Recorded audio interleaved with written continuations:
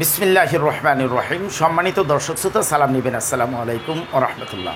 আজ আপনাদেরকে এই ভিডিও বার্তার মাধ্যমে তিনটা প্রস্তাব তুলে ধরব। এক নাম্বার হলো আমরা কেন 13 তারিখে আন্দোলনে যাচ্ছি। দ্বিতীয়ত, কত তারিখে আমাদের জুন মাসের বেতন হতে যাচ্ছে। তৃতীয়ত, আন্দোলনে আসা আমাদের জরুরি কেন এবং কি কি করণীয়, এ বিষয় নিয়ে কথা বলবো।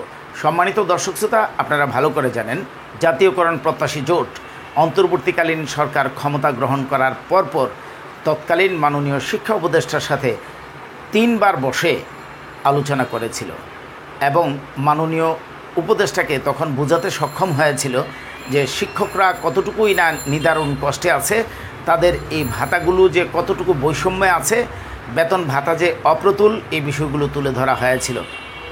তৎকালীন মাননীয় শিক্ষা উপদেষ্টা আমাদের এই বিষয়গুলো খুব কাছ থেকে উনি উপলব্ধি করতে পেরেছিলেন এবং শিক্ষকদের সকল ভাতা বর্ধিতকরণের জন্য উনি মনস্থির করেছেন এবং এই মনস্থির করার মধ্যেই সীমাবদ্ধ থাকেন নাই।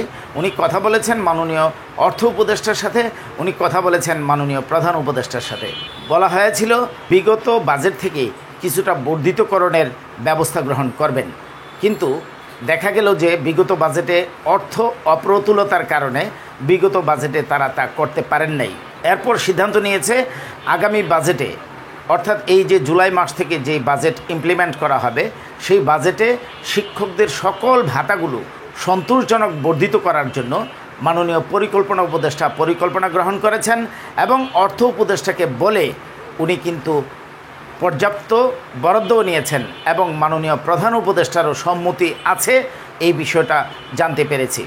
এখন যেহেতু বিদায়ী মাননীয় শিক্ষা উপদেষ্টা এখন আর শিক্ষা মন্ত্রণালয়ে নাই, দায়িত্বে আছেন জনাব সিআর আবরার স্যার, ওনার সাথে আমরা সরাসরি বসে ওনার কাছে আমরা বিষয়গুলো তুলে ধরলে উনি বলেন যে স্যার যে বিষয়ে আপনাদেরকে প্রতিশ্রুতি দিয়েছে প্রত্যেকটা বিষয় আমি বাস্তবায়ন করব।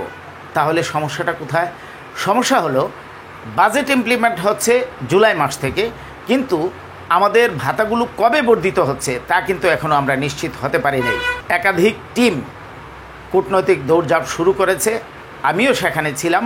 আমি জিজ্ঞেস করেছি, মাননীয় সচিব বলেছে সেপ্টেম্বরে আমাদের ভাতাগুলো নিয়ে তারা আলোচনায় বসবে, তারপর তারা সিদ্ধান্ত নেবে। তার মানে জুলাই থেকে আমাদের ভাতাগুলো বর্ধিত হচ্ছে না।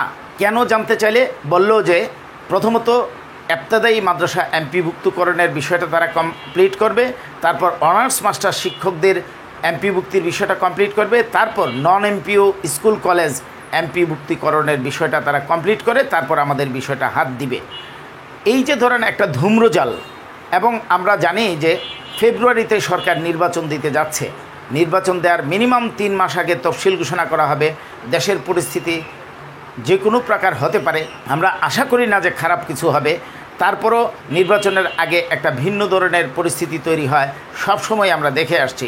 তাই আমাদের এই ভাতাগুলো কনফার্ম করার জন্য আমরা কূটনৈতিক দৌড়ঝাঁপের পাশাপাশি আমরা কিন্তু আন্দোলনেরও প্রস্তুতি নিয়েছি। এবার আসেন কেন 13ই আগস্ট এটা করা হলো। অনেকে বলে যে এটা তো আগাইয়া দেওয়া দরকার ছিল। আসেন সেই প্রশ্নের উত্তর দেই। যেহেতু আমরা ফেব্রুয়ারি মাসে টানা 22 দিন আন্দোলন করেছি, 22 দিন আন্দোলন করার পর মাননীয় তৎকালীন শিক্ষা উপদেষ্টা বলেছিলেন ঈদুল আজহা থেকে শিক্ষকরা বর্ধিত উৎসব ভাতা পাবেন। আমরা ঘোষণা দিয়েছিলাম যে জুলাইয়ের বেতনের সাথে যদি আমাদের বর্ধিত সকল ভাতা সংযোজন না হয় এবং সরকারিদের ন্যায় সকল ভাতা যদি সংযোজন না হয়, তাহলে কিন্তু আমরা আন্দোলনে যাব। যেহেতু জুলাইয়ের কথা স্পষ্ট করে উল্লেখ করেছি, জুলাইয়ের বেতন হবে আগস্টের 10 তারিখে, তাহলে 10 তারিখের আগে কিভাবে আমরা কর্মসূচিতে যাই? তাছাড়া আরেকটা বিষয় আছে, আপনারা জানেন যে বর্তমানে ইন্টারমিডিয়েট পরীক্ষা এবং আলিম পরীক্ষা চলছে। জাতীয়করণ প্রত্যাশী জোটের যারা শীর্ষস্থানীয় নেতৃবৃন্দ প্রত্যেকেই সেই পরীক্ষার সাথে জড়িত। কেউ আছেন কেন্দ্রের দায়িত্বে, আবার কেউ আছেন জেলার দায়িত্বে। তাহলে তারা যদি নেতৃত্ব না দিতে পারেন কিভাবে হবে?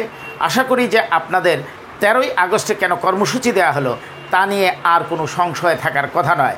দ্বিতীয়ত, আমরা শুনেছি গত বৃহস্পতিবারে জিও জারি হয়েছে আমাদের জুন মাসের বেতনের। প্রতিদিন জিজ্ঞাসাবাদ করতে করতে আজকে পর্যন্ত শেষ তথ্য হলো আগামীকাল আমাদের বেতন ব্যাংক অ্যাকাউন্টে যাবে এবং আমরা উত্তোলন করতে পারবো, এতটুকু শুনতে পেরেছি। হাতে না পাওয়া পর্যন্ত বিশ্বাস করা যাচ্ছে না, তবে আশা রাখতে চাই যে আগামীকাল সকল শিক্ষক কর্মচারীরা আপনারা জুন মাসের বেতন পাবেন। যেহেতু এখন আমাদের এই ধূম্রজাল তৈরি হয়েছে যে আমাদের ভাতাগুলো তারা সেপ্টেম্বরে করতে যাচ্ছে, জুলাইতে নয়।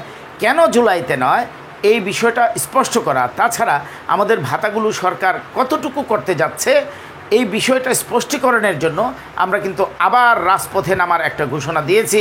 ইতিমধ্যে আপনারা জেনেছেন যে জাতীয়করণ প্রত্যাশী জোট 13ই আগস্টে একদিনের একটা কর্মসূচি দেওয়া হয়েছে, অবস্থান কর্মসূচি এবং লং মার্চ টু সেক্রেটারিয়েট।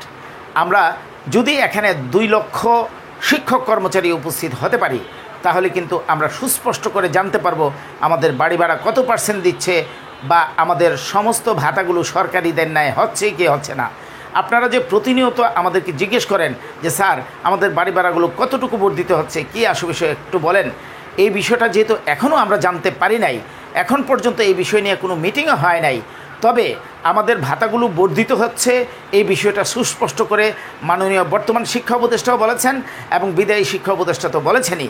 তাছাড়া আপনাদেরকে আরও একটা বিষয় জানালাম, আমাদের ভাতাগুলো বর্ধিতকরণের জন্য মাননীয় পরিকল্পনা উপদেষ্টা পরিকল্পনা গ্রহণ করেছেন, অর্থ উপদেষ্টা অর্থ বরাদ্দ দিয়েছেন এবং মাননীয় প্রধান উপদেষ্টাও তাতে সম্মতি জ্ঞাপন করেছেন। তাহলে কেন জুলাই মাস থেকে আমরা এগুলা পাচ্ছি না বা পেলে আমরা কতটুকু পাচ্ছি তা জানার জন্য কিন্তু আমরা রাজপথে নামছি। আশা করি যে বাংলাদেশের প্রত্যেকটা শিক্ষা প্রতিষ্ঠান থেকে বিশেষ করে প্রতিষ্ঠান প্রধানরা আপনারা আমাদেরকে সহযোগিতা করবেন, কারণ এই বর্ধিত উৎসব ভাতার সবচেয়ে বেশি সুযোগটা কিন্তু আপনারাই গ্রহণ করেছেন, যদিও বিগত আন্দোলনে আপনারা আমাদেরকে সহযোগিতা করেন নাই। আশা করি যে এবার আপনারা আমাদেরকে সেই সহযোগিতা করবেন। অন্তর্বর্তীকালীন সরকারের সময় যদি আপনারা আমাদেরকে সহযোগিতা করতে না পারেন, যখন রাজনৈতিক সরকার আসবে, রাজনৈতিক নেতাকর্মীদের চাপ থাকবে, তখন আপনারা সহযোগিতা করবেন কিভাবে? আপনারাই বলেন যে যা কিছু আদায় করতে হবে অন্তর্বর্তীকালীন সরকারের কাছ থেকে আদায় করতে হবে, তাহলে আপনারা কেন সহযোগিতা করবেন না? আর বাংলাদেশে যতগুলো শিক্ষক সংগঠন আছে প্রত্যেকটা সংগঠনকে উদাত্ত আহ্বান করব, আর কাদা ছুড়াছুরি নয়। এবার আপনারা প্রয়োজনে আপনাদের সংগঠনের ব্যানার নিয়ে আমাদের এখানে আসবেন, তারপরেও আপনাদেরকে উন্মুক্ত দাওয়াত থাকলো যে আপনারা 13 তারিখের আমাদের যে একদিনের মহাসমাবেশ হবে সেই সমাবেশে আপনারা যোগদান করবেন। প্রয়োজনে আপনার সংগঠনের নেতাকর্মীদেরকে নিয়ে আপনারা ব্যানার বা মাথায় বেল্ট বেঁধেও আপনারা আসতে পারেন, আপনার সংগঠনের নাম সম্বলিত, কোনো সমস্যা নাই। আমাদের কোনো এই বিষয়ে কোনো আপত্তিও নাই। সর্বোচ্চ উপস্থিতির মাধ্যমে অন্তর্বর্তীকালীন সরকার অন্ততপক্ষে জানুক যে অধিকাংশ শিক্ষকই তাদের ভাতাগুলো বর্ধিত চায় এবং আমরা না দিয়ে উপায় নেই, আমাদেরকে সুস্পষ্ট ঘোষণা দিতে হবে। তাই আমরা এই চাপ প্রয়োগ করার জন্য সরকারের কাছে এই কর্মসূচি দিয়েছি। আশা করি যে বাংলাদেশের প্রত্যেকটা সংগঠনের কাছে কিন্তু আমরা যাব। এই কথাটা আবার বলি, বাংলাদেশের যতগুলো সংগঠন আছে সবাইকে বলবো 13 তারিখে উপস্থিত হওয়ার জন্য। আমাদের মঞ্চে এই সংগঠনের নেতা আসা যাবে না, ব্যানার নিয়ে আসা যাবে না, এই ধরনের কোনো নির্দেশনা থাকবে না। সবাই আসতে পারবেন, সবাই মাইক হাতে নিয়ে কথা বলতে পারবেন, সেই সুযোগ করে দেওয়া হবে।